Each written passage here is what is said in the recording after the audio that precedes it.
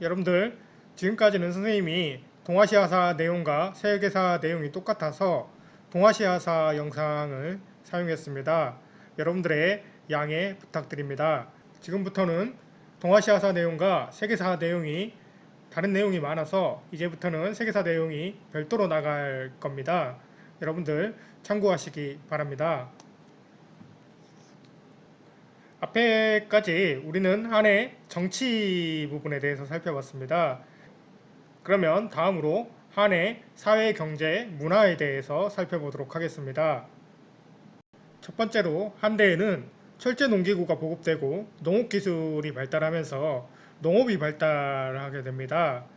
이러한 농업 발달로 인해서 농업 생산력이 증대되게 되고요.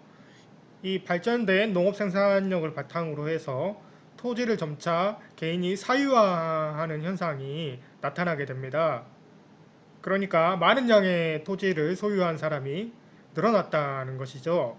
그러나 반면에 많은 토지를 가진 사람이 늘어났다고 하는 것은 토지를 소유하지 못한 사람들도 늘어난다는 걸 이야기합니다. 그러니까 가지고 있는 사람은 점점 더 많이 가지게 되는 것이고요. 이 가지지 못한 사람은 점점 더 못 가지게 되는 것이죠.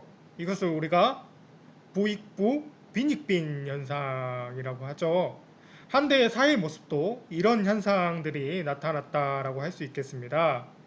그러면서 가진 사람들이 등장하게 되는데요. 그 사람들을 바로 호족이라고 부릅니다. 우리 한국사에서도 호족이라고 하는 세력들이 등장할 때가 있죠. 언제였는가요? 그렇죠. 바로 후삼국 시대에 이 지방에서의 실력을 가지고 있었던 호족 세력들이 등장하게 되죠. 그 호족들과 이 호족들이 매우 유사합니다. 그래서 이 사람들은 이 지방에서 대토지를 소유하고 지역사회를 지배하는 세력이라고 할 수 있습니다. 그리고 이들은 당시에 관리를 등용하는 방법인 향거이선제를 통해서 관료로 진출하게 되는데요. 이 향거이선제라고 하는 건 이 지방관과 지방의 유력자가 추천을 통해서 이 중앙의 관료를 추천하는 제도인데요. 그러면 여러분들 이 지방에서 이 관리로 추천받는 사람들이 어떤 사람들이었겠는가요?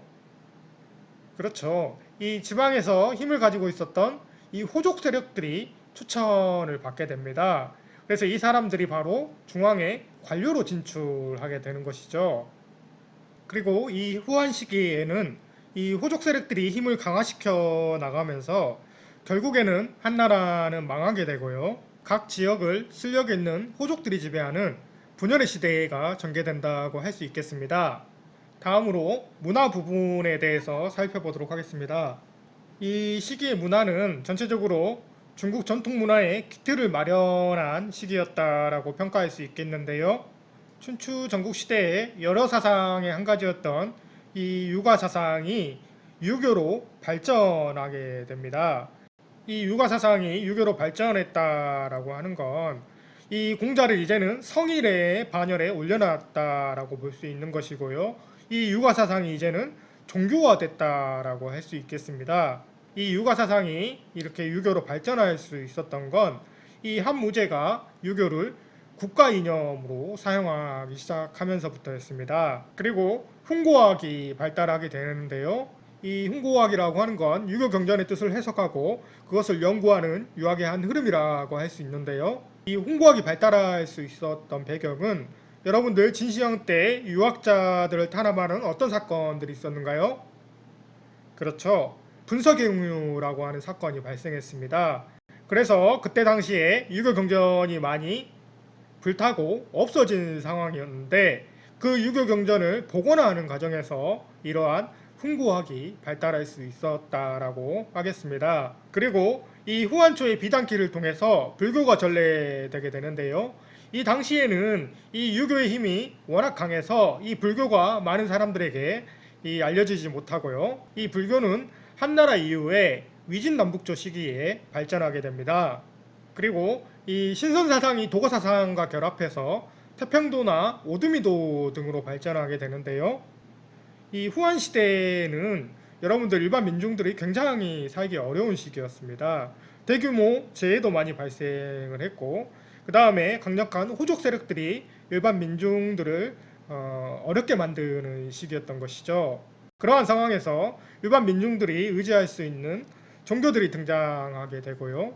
이 태평도나 오두미도 같은 신비주의적 종교들이 바로 그런 종교였습니다. 그리고 이 태평도나 오두미도 같은 종교들로 인해서 당시에 대규모의 농민봉기가 발생할 수 있었는데요.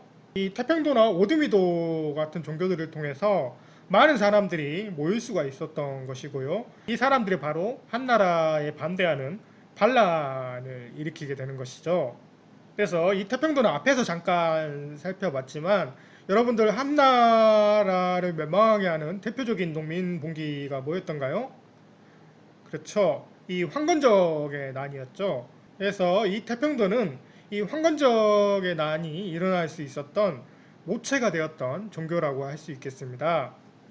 그리고 이 시기에는 대단한 역사서가 하나 나오게 되는데요.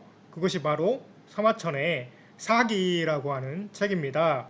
이 사기라고 하는 책은 체계적인 역사 서술의 출발점이라고 하는 평가를 받고 있고요.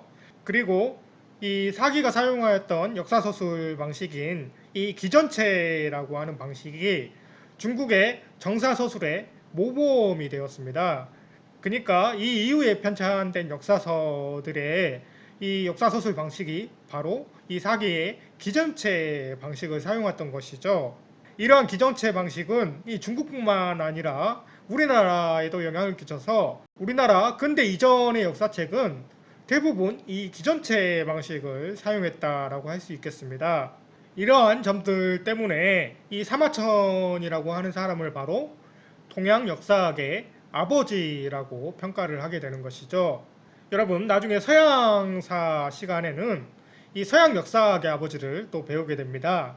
그 서양 역사학의 아버지를 배우면서 이 사마천 이야기를 다시 한번 하도록 하죠. 어찌됐든 아무튼 이런 평가를 받는 사마천인데 이 사마천이 이 사기를 편찬하는 과정도 정말 흥미롭습니다.